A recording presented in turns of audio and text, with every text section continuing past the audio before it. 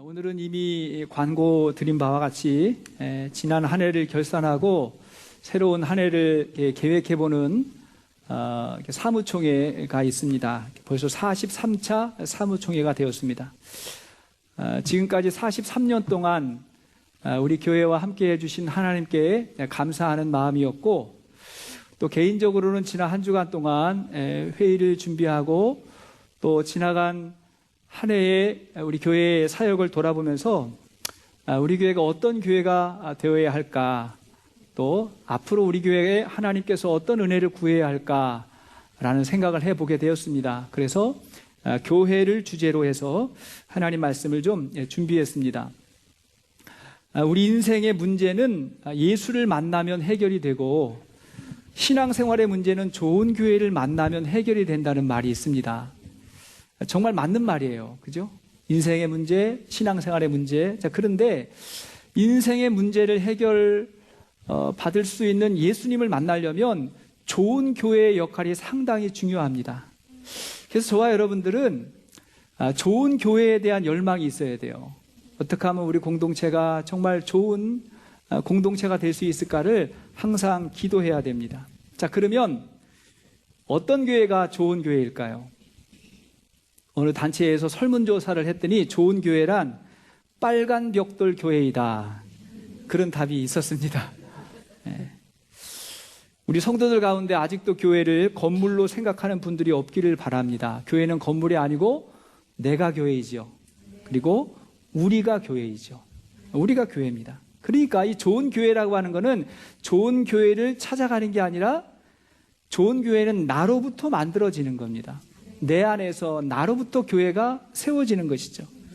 오늘 본문의 말씀은 바울 사도가 에베소 교회에 서신을 보내면서 구원받은 하나님의 백성들이 모인 교회에 대해 주시는 하나님의 중요한 말씀입니다.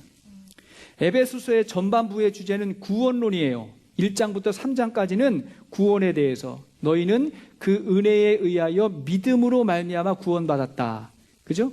이 은혜로 말미암은 구원에 대해서 이야기를 했고, 반면에 4장부터 시작되는 후반부는 구원받은 사람들의 삶, 신앙생활이라고 하죠. 신앙생활의 중요한 원리를 다루고 있습니다. 그리고 가장 먼저 교회 공동체에 대해서 말하고 있는 거예요. 왜냐하니까 우리 성도들의 삶에 있어서 중심이 어딥니까? 교회가 신앙의 중심이기 때문에 교회에 대한 이야기부터 먼저 하고 있는 것입니다. 저는 이 말씀을 통해서 좋은 교회, 좋은 성도에 대해서 한번 생각해 보려고 합니다. 자, 첫째는 좋은 교회는 사랑으로 섬기는 곳입니다. 사랑으로 섬기는 곳이죠. 11절 말씀 보니까 11절 시작. 그가 어떤 사람은 사도로, 어떤 사람은 선지자로, 어떤 사람은 복음 전하는 자로, 어떤 사람은 목사와 교사로 삼으셨으니. 자, 여기 보니까 여러 사람이 등장을 해요. 사도, 선지자, 복음 전하는 자, 목사, 교사. 여기 나오는 사람들이 초대교회의 직분을 말하죠. 자, 공통점이 있다면 뭐라 그랬어요? 말씀을 전하는 사역자들, 말씀 사역자들이죠. 교회는 말씀의 공동체이기 때문에 교회에서 말씀을 전하는 일은 너무나 중요하지요. 그래서 말씀 사역자들이 먼저 언급이 되고 있습니다. 자, 그리고 이어서 12절 말씀 보니까 시작. 이는 성도를 온전하게 하여 봉사의 일을 하게 하며 그리스도의 몸을 세우려 하심이라. 자, 여기를 보니까 이 말씀을 배운 성도들이 어떻게 되고? 온전하게 하여. 자, 온전하게 되어서 그 다음 뭘 하게 되죠? 봉사의 일을 하게 하며. 이 봉사, 사역이에요. 우리의 섬김, 미니스트리, 사역을 말해요. 그러면서 뭐가 세워지죠? 그리스도의 몸을 세운다. 몸이 세워진다. 이렇게 말했습니다. 그러니까 교회에는요, 참 다양한 사람들이 모여서 그리스도의 몸을 세워나가는 공동체입니다. 이때 하나님께서 우리에게 주신 선물을 은사라고 말해요. 은사는 우리 공동체를 잘 섬기라고 하나님께서 주시는 영적인 선물입니다. 은사에는 굉장히 다양한 게 있지요. 자, 그런데 가장 중요한 은사가 뭘까요? 가장 중요한 은사. 자, 소위 은사장이라고 하는 고린도전서 12장을 보면 여러 가지의 은사를 다 소개한 다음에 마지막 결론을 이렇게 맺어요. 자, 고린도전서 12장 31절 시작. 너희는 더욱 큰 은사를 사모하라. 내가 또한 가장 좋은 길을 너희에게 보이리라. 너희는 더욱 큰 은사를 사모해라. 더 좋은 길을 보이리라 하면서 그 다음에 뭐가 소개가 되죠? 고린도전서 13장 사랑의 은사가 시작이 되는 거예요. 그 사랑에 대해서 쭉 설명한 다음에 자 고린도전서 13장 13절에 이렇게 마무리를 해요. 시작. 그런즉 믿음, 소망, 사랑 이 세 가지는 항상 있을 것인데 그 중에 제일은 사랑이라. 예, 그 중에 제일은 뭐라고요? 사랑이라. 자, 그러니까 가장 큰 은사는 사랑의 은사예요. 예, 우리가 사랑이 없으면 우리의 많은 봉사와 많은 섬김이 아무것도 아니라고 말해요. 고린도전서 13장을 보면 너희가 하는 그 모든 것이 사랑이 없으면 아무것도 아니라고 말합니다. 자, 그러므로 교회는 사랑의 공동체가 되어야 되죠.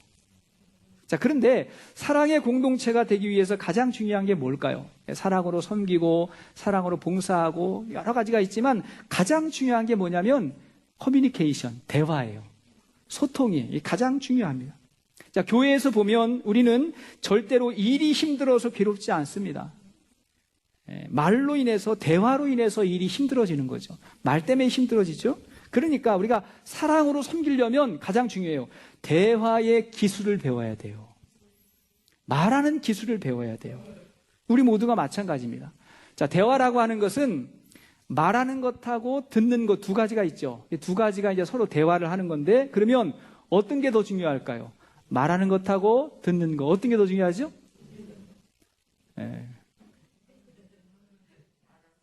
일단은 말을 해야 대화가 되니까 일단은 말을 하는 게 중요하죠. 좀 이따 이야기할 건데 말하는 게 중요해요. 그래서 늘 강조하는 게 뭐냐면 외모가 멋지고 외모가 예쁜 사람이 아니라 말이 예쁘고 아름다운 사람이 되자고 이야기하잖아요. 말이 아름다운 사람은요, 그 오래 가요, 관계가. 그리고 항상 새로워요. 말이 아름다워야 하는데, 자, 그런데 의외로 대화가 안 된다고 할 때에는요, 듣는 거에 문제가 많은 경우가 있어요. 그럼 대화하기가 어려워요. 나는 아 했는데 저기서는 어라고 알아듣고, 저 사람이 이야기를 하는데 나는 저 사람의 마음을 헤아리지 못할 때 그때 참 대화가 막힌다는 것을 경험하게 돼요. 그래서 사랑이라고 하는 건 먼저 그 사람의 마음을 들어주는 거예요. 마음을 헤아려 주는 거예요.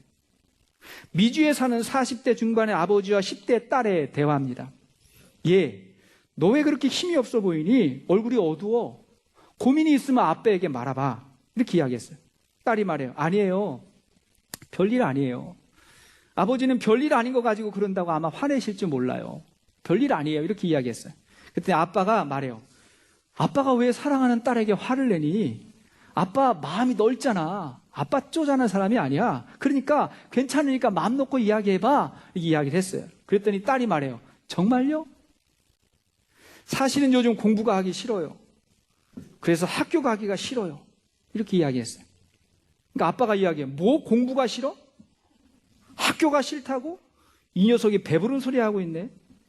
아빠가 너만 했을 때는 공부하고 싶어도 책상이 없고 책도 없고 얼마나 어렵게 공부했는데. 너 이렇게 좋은 미국에 와가지고 좋은 학교 다니고 좋은 공부방에 컴퓨터에 책상 네가 공부하는데 필요한 거 다 해줬는데 왜 그래? 1절 끝났어요. 이제 2절이 시작이 됐어요. 아직도 이 지구상에 밥 못 먹고 살고 학교 다니지 못하는 아이들이 얼마나 많은데 그렇게 배부른 소리를 하고 있니? 2절 끝났어요. 3절이 시작돼요. 그리고 아빠가 아빠 위해서 공부하라 그래? 다 너 위해서 하는 거잖아. 너의 미래를 위해서, 너 위해서 공부하라고 말하는 건데. 그리고 마지막에 한 번 더 이야기했어요. 넌 머리는 좋은데 게을러서 문제야. 정신이 잘못돼. 정신을 바짝 차려야지 하면서 이야기를 했어요. 그리고 나서 이렇게 말하는 거예요. 야, 진짜 네 문제가 뭔지 말해봐. 제 이야기 하는 것 같아가지고 좀 찔리지. 지금 엄청나게 말을 많이 했지만 이거 대화예요, 아니에요? 대화가 아니라는 거예요. 대화라고 하는 건 뭐냐면 상대방의 마음을 헤아릴 수 있는 그 귀가 있는 거예요. 솔로몬이 하나님 앞에 1,000번제를 드린 후에 하나님께서 선물을 주신다고 할 때에 솔로몬이 하나님께 뭘 달라고 그랬죠? 지혜를 달라고 우리는 알고 있는데 그 지혜가 뭐냐면 듣는 마음이에요. 히브리어 레브라고 하는 말은 듣는 마음을 주세요. 그랬어요. 왕이 백성들의 마음을 들을 수 있는 게 가장 큰 지혜죠. 그러니까 하나님이 너무 기뻐가지고 솔로몬에게 그 지혜, 듣는 마음도 주고 나머지 부귀영화까지 다 준다 말씀하셨어요. 우리 예수님이 이 땅에 오셨을 때 30년 동안은 침묵하시고 마지막 3년 동안에 거의 모든 말씀을 하셨어요. 비율로 치면 뭐 한 9대1 정도. 듣는 게 9, 말하는 게 1이에요. 그죠? 듣는 게 얼마나 중요합니까? 우리가 목장에서 훈련해야 될 게 바로 이거예요. 한 사람이 이야기하면 모든 사람들이 그 사람의 마음을 다 들어주는 거잖아요. 여기저기서 그냥 이렇게 자기 할 말 하는 게 아니고 다 들어주는 거예요. 듣는 게 먼저지요. 그런데 듣는 것에도 성숙한 것은 뭐냐면 분별력이 있어야 돼요. 성숙한 분별력이 있어야 됩니다. 무조건 잘 들어주는 게 지혜가 아닐 때가 있어요. 안 들어도 될 말이 있죠. 들어서 해로운 말들이 있잖아요. 그거 어떻게 해야 되겠어요? 분별해야죠. 어떤 사람은 무책임한 말을 자꾸 퍼뜨리고 늘 부정적인 말, 정확하지 않은 말을 해서 자꾸 오해를 만드는 그러한 경우가 있지요. 목사님들 가운데도 그런 분이 있어요. 이분만 오면 그냥 뭐 어떤 교회 이야기, 뭐 누구 이야기, 자꾸 그 이야기. 그분 옆에 안 가죠. 그잖아요. 자꾸 안 가죠. 성경이 뭐라고 이야기하죠? 성경이 잠언 11장 13절 말씀 보니까 시작. 두루 다니며 한담하는 자는 남의 비밀을 누설하나 마음이 신실한 자는 그런 것을 숨기느니라. 여기 보니까 두루 다니며 한담하는 자, 이게 뭐예요? 비방한다. 험담하는 자, 그걸 말해요. 자, 잠언 20장 19절을 보아도 시작. 두루 다니며 한담하는 자는 남의 비밀을 누설하나 하나니 입술을 벌린 자를 사귀지 여기도 뭐 말지니라. 입술을 벌린 자를 사귀지 말라. 아니 점점 사람들이 떠나간다는 것을 느끼게 될 겁니다. 그래서 제가 아주 좋아하는 이야기가 있어요. 중세 시대에 어느 수도원이 날로 침체해 가는 거예요. 사람들이 찾아오질 않는 겁니다. 그래서 이 수도원의 부흥을 위해서 수도원장이 한 지혜자를 찾아가요. 근데 이 지혜자가 그 이야기를 다 듣더니 다른 말을 하지 않고 한마디 하는 거예요. 당신 수도원 안에 메시아가 있습니다. 당신 수도원 안에 분명히 메시아가 있습니다. 이런 말을 해준 거예요. 수도원장도 그 말이 무슨 말인지 잘 몰랐어요. 이해가 안 됐어요. 하지만 돌아와가지고 사람들에게 하는 말이 뭐냐면 우리 수도원에 메시아가 있다고 이야기하기 시작했어요. 혹은 우리 수도원에 선지자가 있다. 뭐 이렇게 이제 이야기가 이제 막 전해지게 된 거죠. 그러자 그 이후로 놀라운 변화가 사람들 가운데 생기기 시작했어요. 사람들이 주위 사람들을 보면서 저 사람이 메시아일까? 저 사람이 선지자일까? 아, 메시아가 왔을 때 굉장히 낮고 천한 모습으로 오셨다 했는데 저 사람 보니까 그런 것 같아. 아, 저 사람 더 잘해줘야지 하면서 자꾸 사람들이 메시아가 아닐까 그렇게 생각을 했고, 그렇게 하다 보니까 조금 지나니까 혹시 내가 메시아는 아닐까? 이렇게 착각하기 시작을 했어요. 그러다 보니까 이 수도원이요, 전에는 서로 경쟁하고 험담하고 갈등하던 분위기에서 이제는 서로 사랑해주고 축복해주는, 서로 이렇게 격려해주는 그런 분위기로 바뀌었어요. 그러면서 이 수도원이 크게 부흥했다는 거예요. 여러분, 우리 교회 안에 예수님이 계십니다. 아멘이시죠? 나가서 이야기 좀 해주세요. 우리 교회 안에 예수님이 계세요. 그리고 내가 말하고 내가 섬기는 그곳에 우리 예수님이 함께 계십니다. 우리가 이 사실을 잊지 아니하고 우리가 교회를 섬기면 반드시 우리 교회는 큰 부흥이 있게 될 것입니다. 15절 말씀 보니까 오직 사랑 안에서 참된 것을 하여 그랬죠. 사랑 안에서 참된 것을 하여. 근데 뭘 하냐? 영어 성경을 보니까 이렇게 나와 있어요. Speaking the true in love. Speaking the true in love. 뭐예요?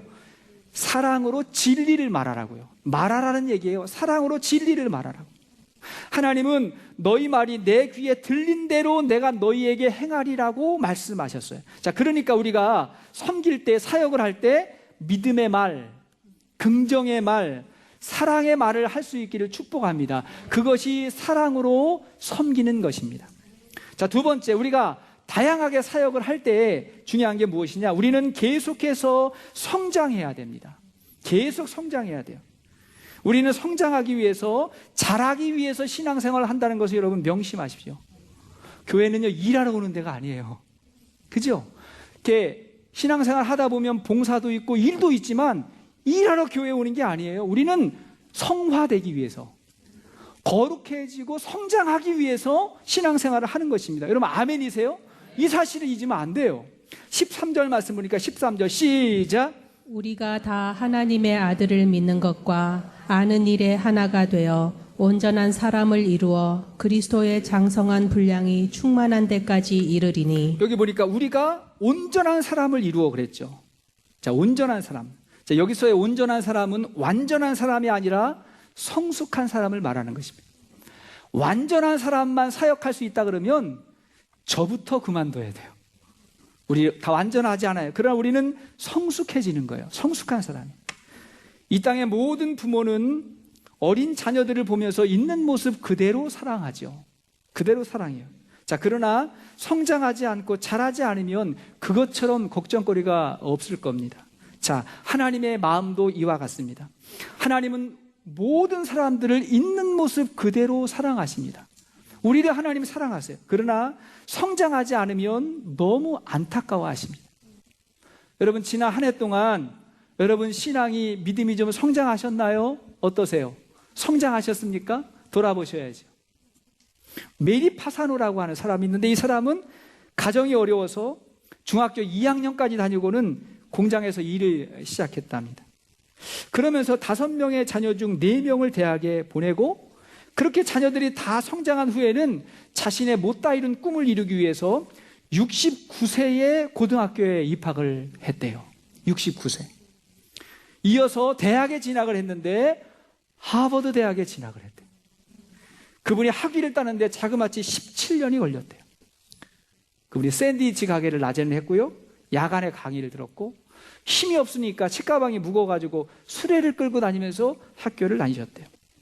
그리고 1997년 하버드 대학교 361년 역사상 최고령 졸업생이 되었어요. 그때 그분의 연세가 89세였대요. 89세. 학교 졸업식에 대표로 연설을 하지 않습니까? 당연히 이분이 뽑힌 거예요. 대표로 연설을 하는데 그분의 연설의 제목이 무엇이었는가? 아는 것이 힘이다예요. 아는 것이 힘이다. 여러분, 우리는 계속해서 성장하고 자라야 돼요. 멈추면 안 돼요. 성도가 성장하지 않으면 나타나는 현상이 뭐냐면 어린아이와 같이 되는 거예요. 성장을 멈추면 어린아이와 같이 미숙해진다는 거예요. 자, 그러면 어린아이의 특징이 무엇일까요? 14절을 보세요. 14절.